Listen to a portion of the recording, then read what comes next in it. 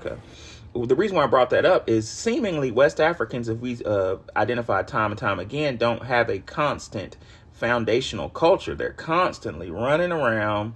No disrespect, I'm not trying to be facetious, I'm being scholarly. The Bantu migration, migrating from place to place, migrating to Nubia, and the Nubians turn them around, migrating to Ethiopia, Ethiopians turn them around, going to Egypt, being turned around, and now going to Europe, being turned around with Brexit, and coming here, and now finally we've hit a point of critical mass where we're like, go away, which is the norm. It's been the norm since, according to Dr. Chancellor Williams, 4500 BCE, a long fucking time ago. So the reason why I brought that up is seemingly nobody wants them around. Didn't I just say that? The Ethiopians, the Egyptians, the Nubians, the British. Oh, I left out one. A couple years ago, didn't the Ukrainians turn them around, Wani? You mean to get rid of their passports, or when they were dropping bombs? Either, both, and or. Ukraine is not that hot, on the ranking of great places to go. So they've been able to go over there and go to school where other countries may not want them to go. So when they started dropping bombs, though, they didn't want them to get on the trains and get out of there. They wouldn't accept them in Poland. They knew that was a scam. Any neighboring country to Ukraine did not want them to go in. And so they just got trapped in Ukraine because their own country didn't want them. Nigeria didn't want them. The Cameroonian president told them to, and I quote, go hide in the bush. That was insane. Said that on the news. So yeah, that was my point exactly. So Ukraine is kind of has been kind of an unstable government. Ukraine used to be part of the Russian Empire, so it's relatively new. So in relatively new places that are stabilizing, trying to find an identity and military backing, you can migrate there, So, but that supports the thesis that I made, that since 4500 BCE, according to Dr. Chancellor Williams, this group of people just runs around places. They go places, they use up resources, they don't have a foundation, and for some reason or another, people just get sick of them and kick them out. And go ahead. I'm just going to say something real quick before I forget. I'm looking on the passport index. So with these African nations, don't listen to them crying about being black, please, because they're not being banned because they're black. They're using our narratives and our words to get everybody involved. Like, they're just being racist to them. No, they're not. Okay, so I'm looking at the passport index. You can Google it, passportindex.org. And Nigeria is down here, banned by 143 countries. Right under them is South Sudan, Nepal. That's not a West African country. The Congo is on there. That's a Central African country. Sudan, they're, kind of borderline. Libya, that's not West African per se. I mean, it's considered kind of north. Eritrea is east. You've got Somalia on the list. You got Yemen. You got North Korea. You got Bangladesh. You got Palestine.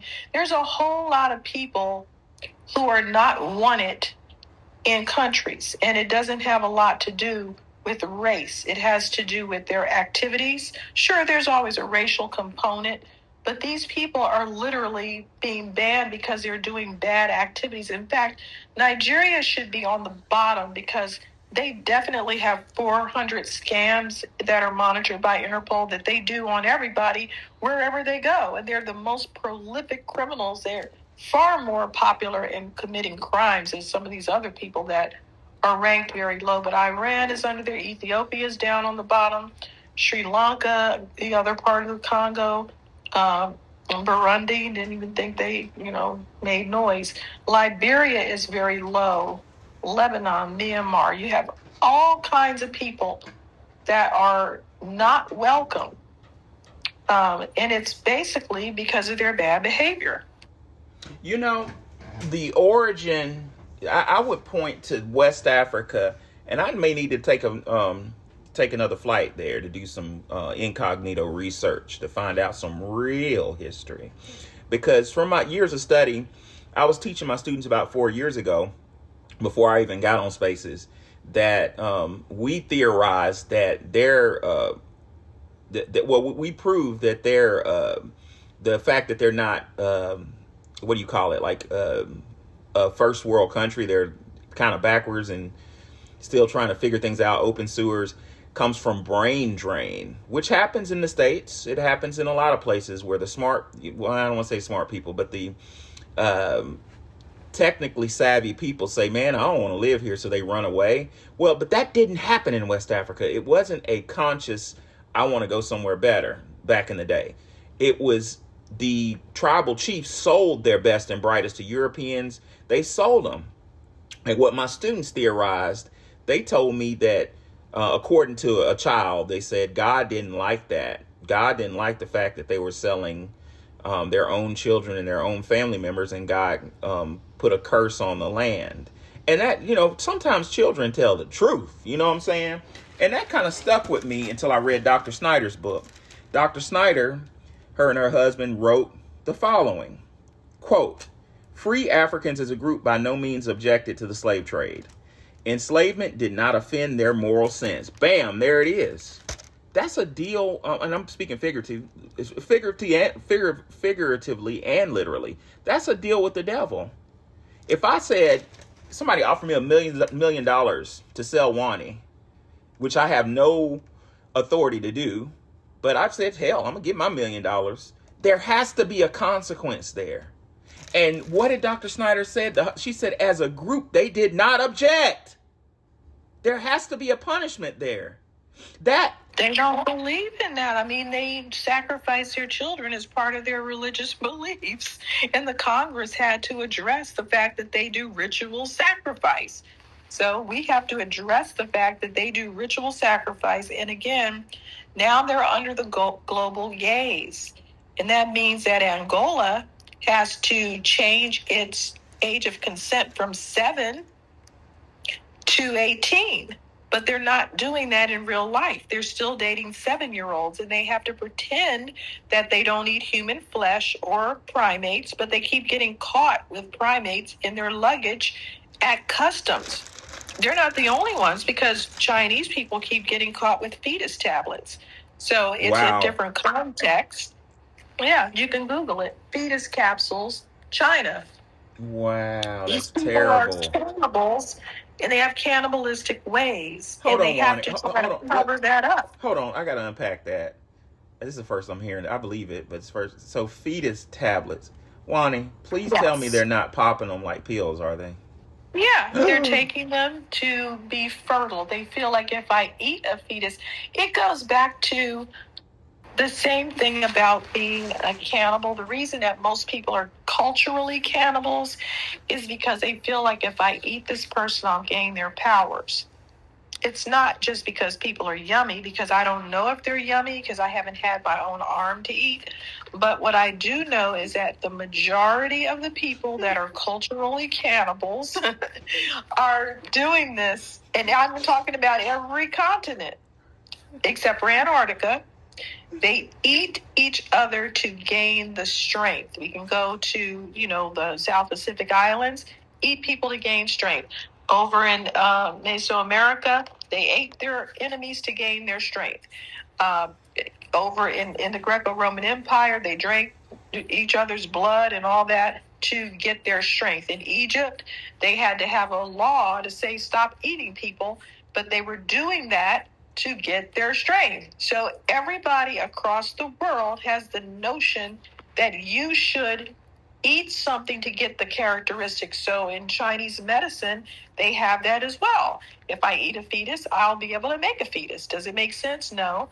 If I eat a tiger, I'll be strong and virile, and I'll be, a sex maniac in bed. They have these ideas. And a lot of the things they're eating are dangerous for them to eat, and they often ingest animals that are poisonous to them. And of course, we already know about the wet markets and their connection to COVID. So we just have to keep putting up with these people's bad ways. Wow, that's so fascinating, Wani.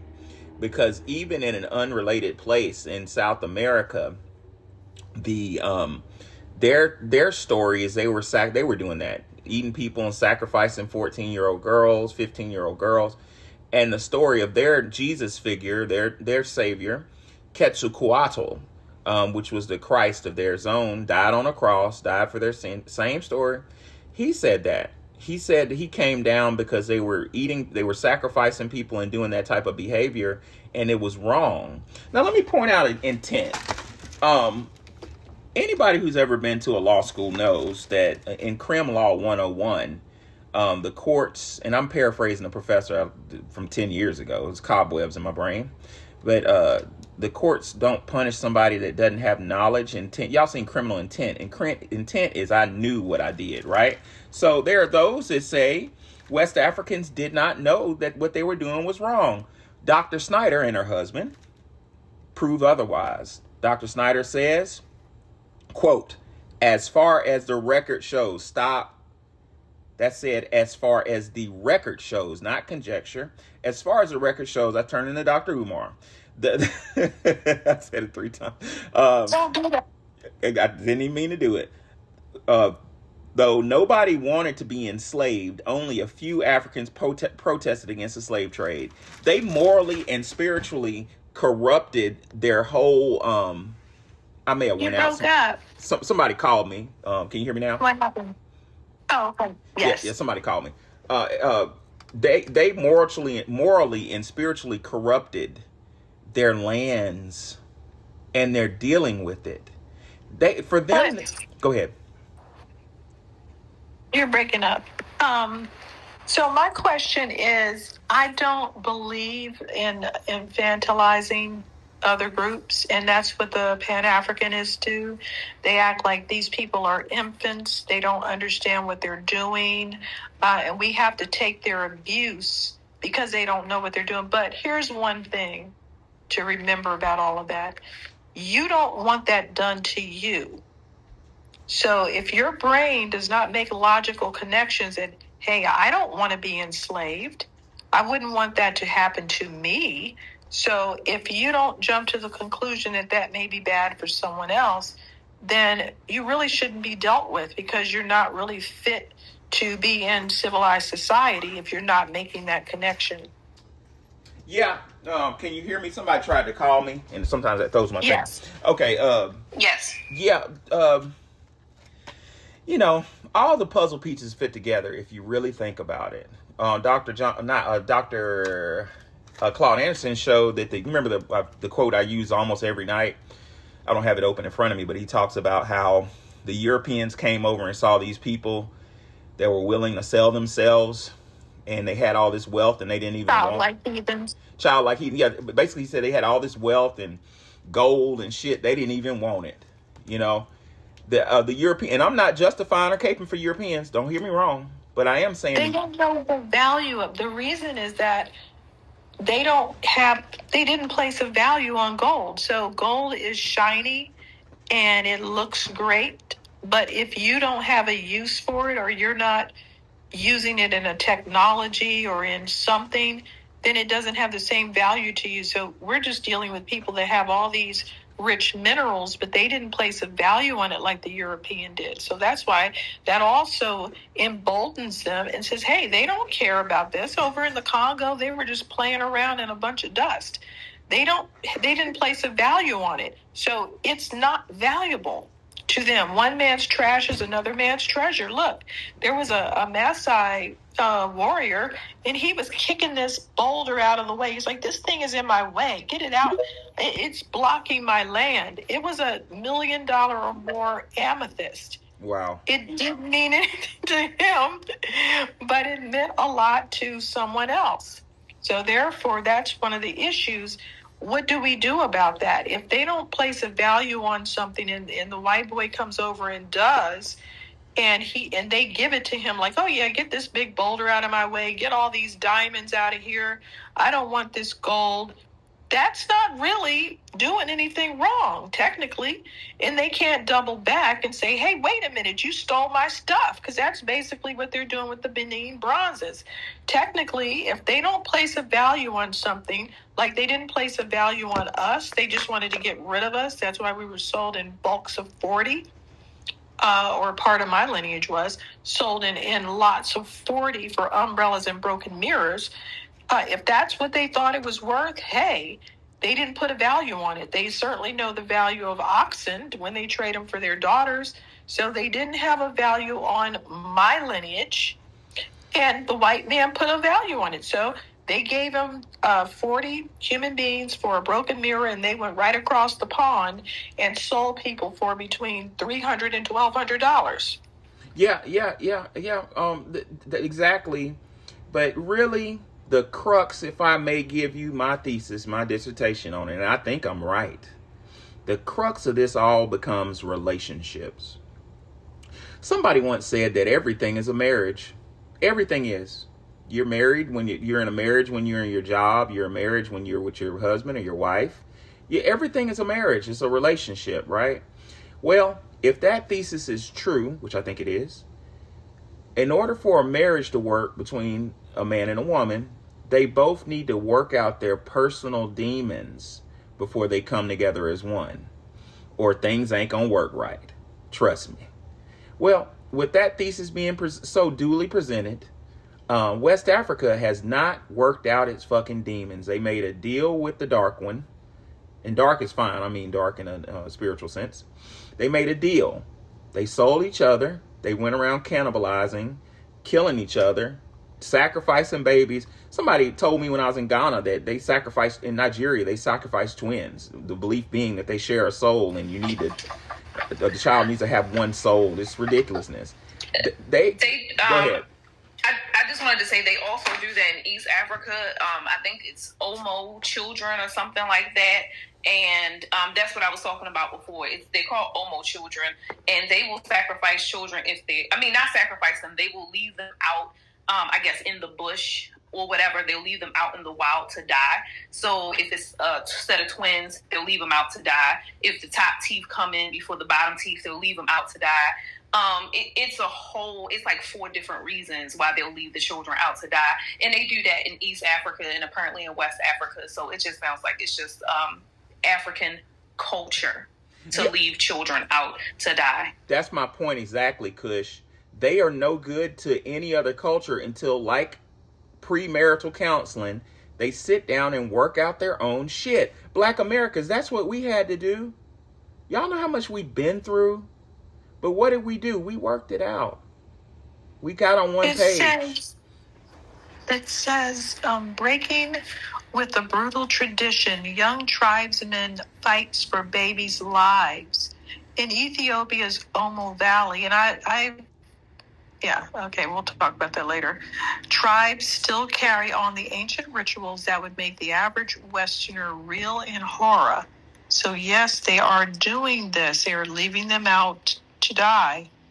It's an age-old ritual called Mingi, M-I-N-G-I, Mingi, a concept so taboo that the word rarely spoken aloud in the Omo Valley. It's believed that the baby is cursed if it's born out of wedlock, or even more bizarrely, if the child's top teeth appear before the bottom teeth.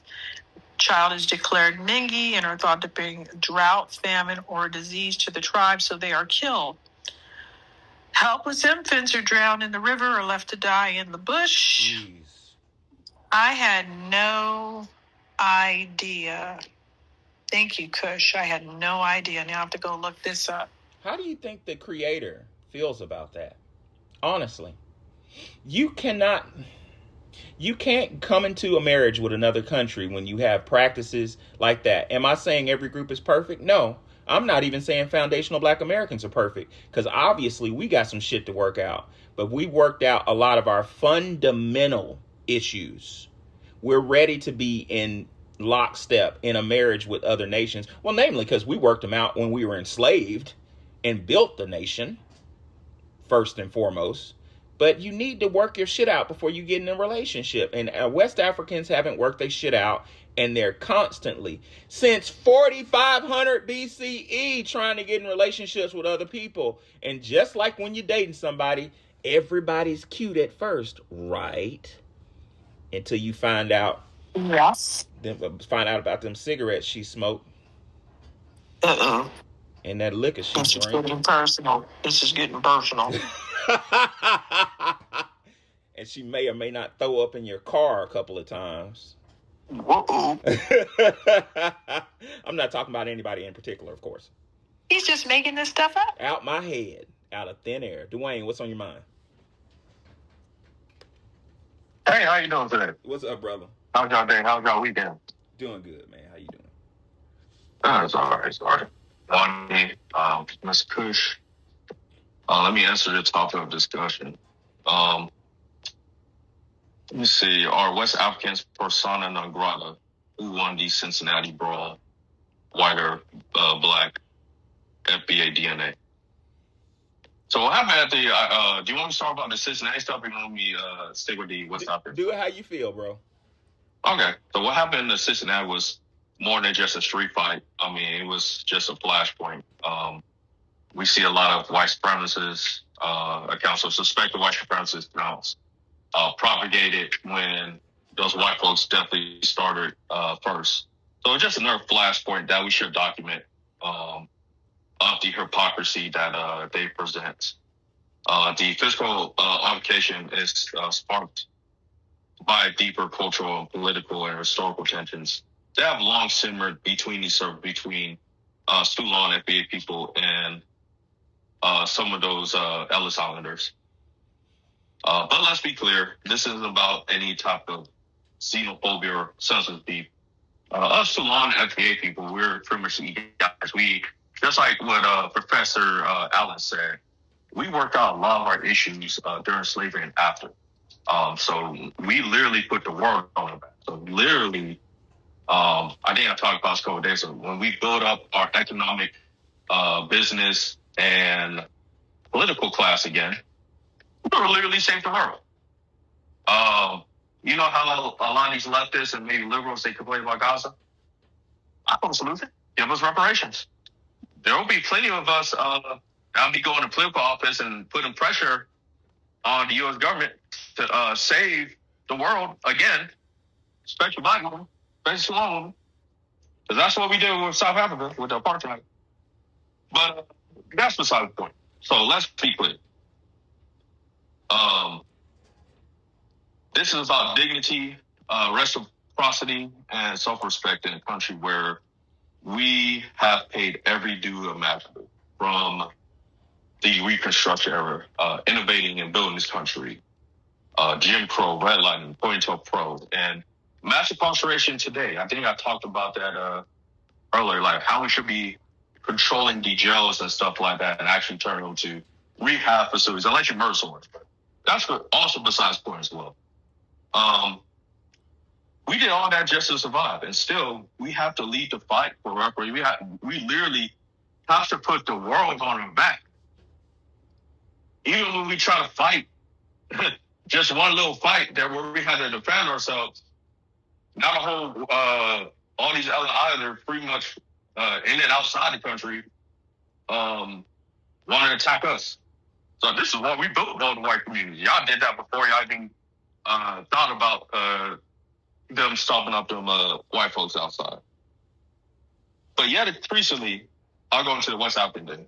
We do see some West African immigrants come to U.S. and benefit from our groundwork laid by our ancestors. Well, we all heard it. They call us lazy. They mock our culture and history. They dehumanize, commodify, and ethnicize us. That's a word we should be using every time we try to have a conversation. They try to talk about our identity when they have no business. They're not even our ethnic group. We should be using those three words. They are dehumanizing. They are commodifying our ethnic group and culture, and they are ethnicizing us. And that actually hurts a lot of people's hearts right there. To use those words correctly, because they like to be victims. They do like to be victims. Every time we return that same energy, so let's say, oh, you guys have baby mama culture, and then I post a video of some African tribe eating a monkey sack. They're like, "Oh, you guys are xenophobic." I sound like a Mexican, but we need to flip. I don't even want to say flip their script on them, but we really need to tell truth to power of how much this is affecting us. Even though we're going back and forth, it is really affecting us in real time. We're getting gentrified out. We're losing our houses. We got to move somewhere else. We're renting. We're not owning property like that. In the South we are, but in this current moment in time. So, and they're undermining our indemnification, aka our reparations claim. And they also parrot these same talking points that the white supremacists give us. They also go against our interests as well. Whenever we want local enclaves, they're like, "What about us?" But we have to draw that line somewhere. They're not persona non grata. They're kind of like, I don't know, someone made a similar thing about the people that were victims of or the people who runs Israel per se. I'm gonna say that. Folks are getting kicked out everywhere in every country. Kind of like how they were back in the day. So we should not be defending these people at all. As far as the boycotts, that's another story. We have to draw that line there. But I'm gonna let him play. I'm gonna let him play there.